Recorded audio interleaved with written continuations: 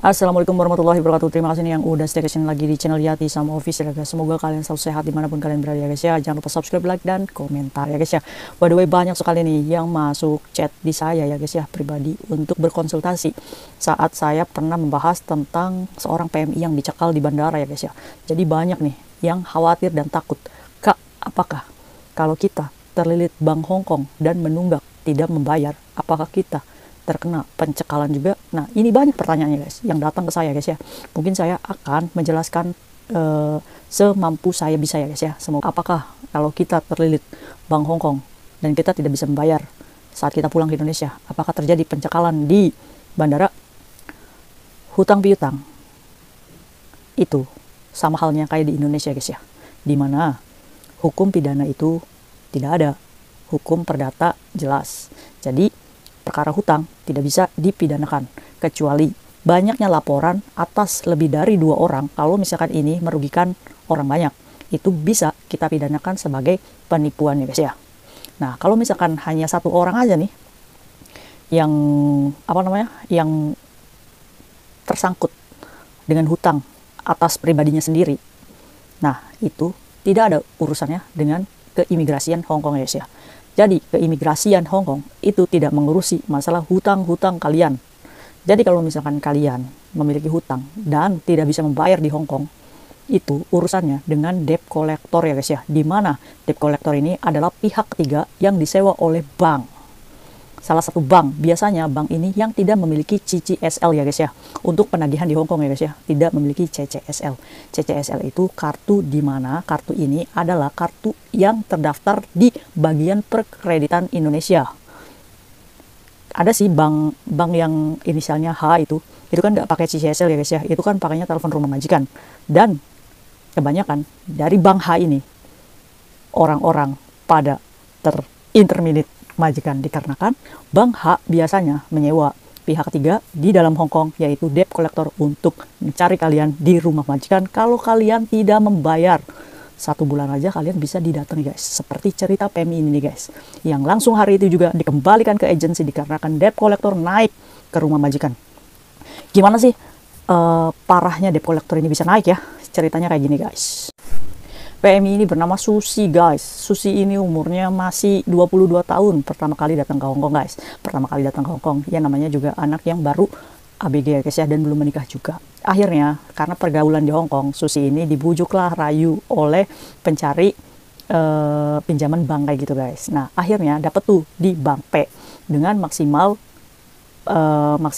pemberian pinjaman guys, hampir 20.000 dolar Hongkong. Itu di satu bank aja guys.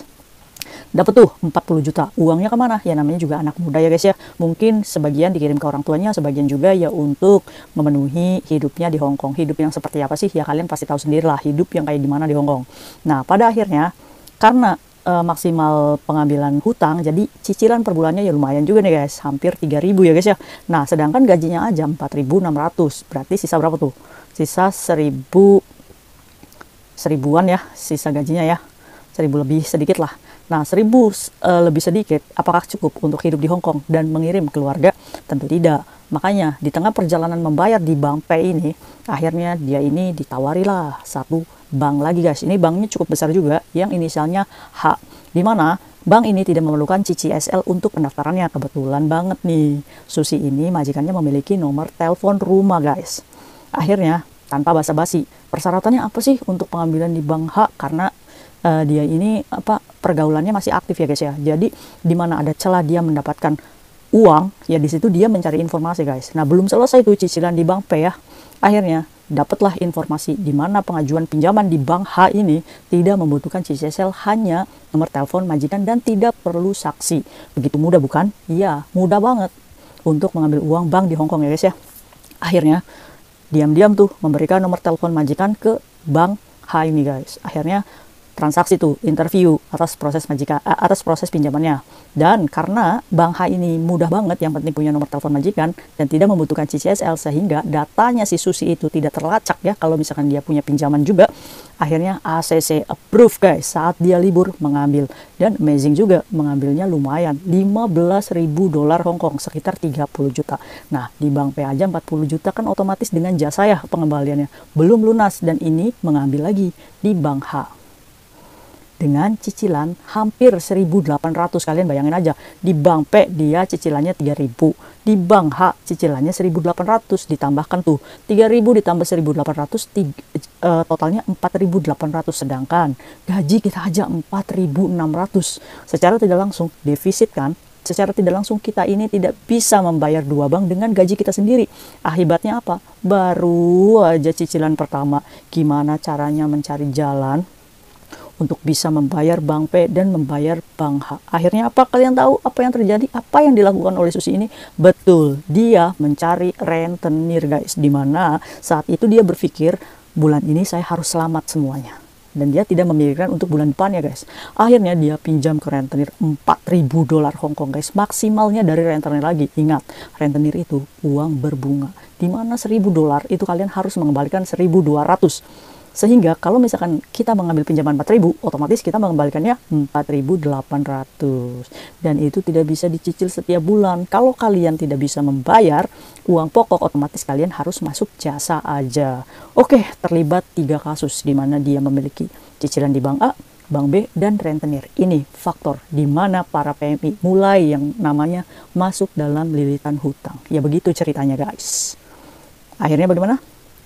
Akhirnya dia yang diutamakan adalah menjaga image di media sosial, di mana rentenir ini kan suka ngancemnya kan di follow up ya guys ya, di media sosial. Jadi saat gajian dia mengutamakan untuk membayar jasa rentenir dulu sebesar 800. Dari gaji 46 dikurangi 800 saja sudah sisanya itu 3.000 sekian. Sedangkan dia memiliki beban hutang dua bank itu 4.800. Akhirnya memilih untuk membayar Bank P, dan Bank H ini jadinya ya nunggak ya guys ya. Nunggak 1 bulan, mulai itu diteror. Dimana telepon rumah majikan Susi ini ditelepon. Kebetulan majikannya itu kerja guys. Majikan perempuan, majikan laki-laki kerja. Jadi di rumah itu dia dengan anak umur 7 tahun aja. Saat diteror ya aman-aman aja. Dan kalian jangan enak-enak ya guys ya. Bank itu menelepon rumah majikan di saat jam malam hari. Waktu pihak bank menelpon dan yang mengangkat majikannya, pihak bank hanya bertanya apakah di situ benar pembantu Anda itu bernama Susi. Majikannya itu tidak terlalu menggubris guys, sehingga ia menutup aja tuh teleponnya. Don't care ya guys ya. Nah, besoknya terjadi lagi seperti itu. Akhirnya majikan ini bertanya sama Susi, sebenarnya kamu punya masalah apa? Majikannya itu bertanya, kamu punya masalah apa Susi? Akhirnya Susi ini kayak ditodongin pistol ya guys ya. Dia nggak bisa ngomong apa-apa.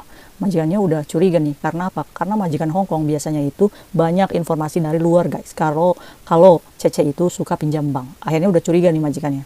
Dan mengancam Susi, jangan sampai debt collector naik ke rumah saya. 1 bulan Susi nunggak. Lewat 2 hari. Tidak bisa membayar. Nggak ada uang.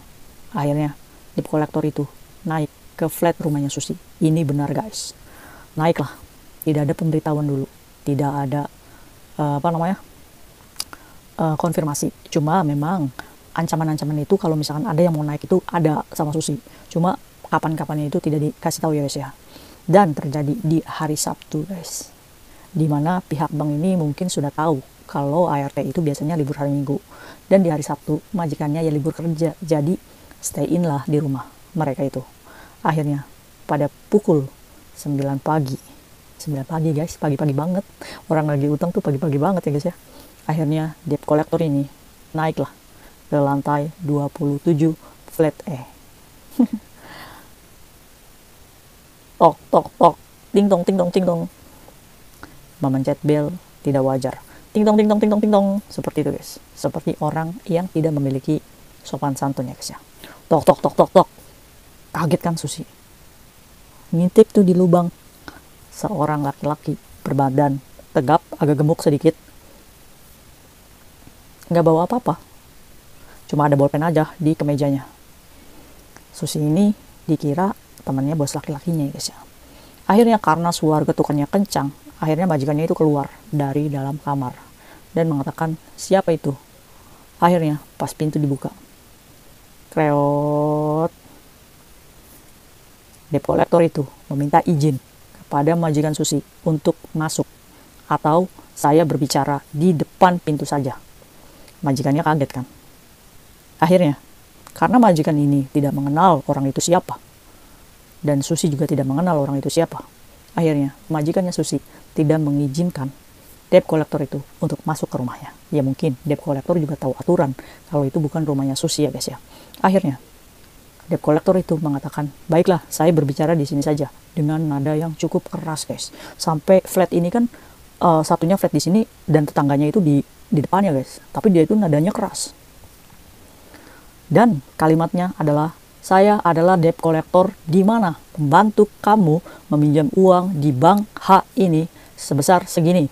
Saya kesini diperintahkan untuk menagih 1 bulan tunggakannya sebesar $1.800. Majikannya kaget kan? Syok. Apa yang dilakukan? Apakah majikan itu membayarkan hutang Susi? Tidak guys. Termasuknya majikan ini majikan yang belum mempercayai Susi ya guys ya. Dan belum sayang-sayang banget nih sama Susi. Karena baru kan. Belum juga setahun ini Susi kerja. Ini Susi ini diambil dari Indonesia loh guys. Udah tersandung begitu kan ya. Bahasa juga masih belatat-beletet ini si Susi ini. Bahasa Inggris juga nggak paham-paham banget. Akhirnya majikan ini coba bilang sama debt collectornya, tunggu beberapa hari untuk konfirmasi lebih lanjut. Ya seperti etika debt collector ya, tidak mendapatkan tagihan. Akhirnya debt collector itu hanya memberikan surat ke majikannya untuk tanda tangan sebagai bukti bahwa debt collector ini sudah survei ke rumah dari nasabah bank ini guys, untuk laporan ke kantornya guys ya, meskipun nggak mendapatkan uang. Akhirnya majikan itu ya mau nggak mau ditanda tangan lah, biar debt collector ini segera cabut ya guys ya dari rumahnya. Kayaknya pada saat itu Susi itu rasanya pengen lompat aja guys, terjun dari lantai 27 itu. Gimana dong? Akhirnya dengan muka yang bad mood, Susi dipanggil kan, masuk lagi ke dalam. Ngomel nggak jelas. Alhamdulillahnya Susi ini nggak ngerti apa yang diomelin majikan guys. Itulah keuntungannya kalau kita nggak bisa bahasa Kantonis ya guys ya. Jadi majikan ngomel aja tuh ya terserah aja gitu. Akhirnya Susi disuruh bereskan barang-barangnya, baju-bajunya saat itu juga. Dan majikan mulai sibuk menelepon agensi untuk mentransfer Susi kembali ke agensi guys. Miris banget ya. Karena posisinya Susi ini adalah anak baru, jadi dia ini nurut aja guys. Membereskan baju dan menggeret kopernya pergi ke agensi.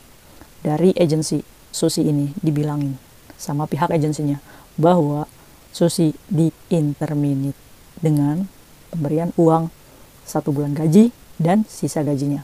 Apakah bisa cukup untuk membayar 2 bank yang masih dalam tanggungannya? Tentu tidak. Dan dibelikan tiket guys. Apakah Susi ini bisa mencari majikan lagi? Jawabannya bisa. Tapi agensi itu tidak mau mencarikan majikan baru untuk Susi. Dikarenakan udah lepas potongan aja, udah bersyukur banget agensi itu ya. Dan agensi ini juga tidak mengizinkan Susi untuk mencari majikan-majikan lainnya. Akhirnya Susi pulang ke Indonesia guys, dengan membawa beban hutang 2 bank guys. Oke, gimana saat di Indonesia?